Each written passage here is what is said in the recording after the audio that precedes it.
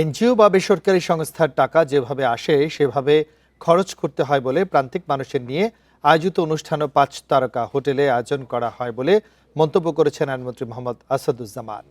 বিকেলে রাজধানীর গুলশানে বেসরকারি সংস্থা ফ্রেন্ডশিপ আয়োজিত ফ্রেন্ডশিপ কমিউনিটি প্যারালিগাল প্রশিক্ষণ ম্যানুয়ালের উদ্বোধন অনুষ্ঠানে একথা বলেন তিনি।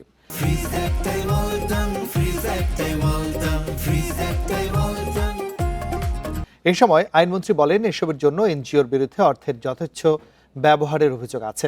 কারণ যাদের জন্য অর্থ আনা হয় তাদের জন্য নগণ্য অর্থ ব্যয় করে আনুষ্ঠানিকতায় জাঁকজমক রাখা হয়, অথচ এসব না করে কর্মসূচি বাস্তবায়নে বরং আরও টাকা ব্যয় করাই যথাযথ বলেও মন্তব্য করেন আইনমন্ত্রী।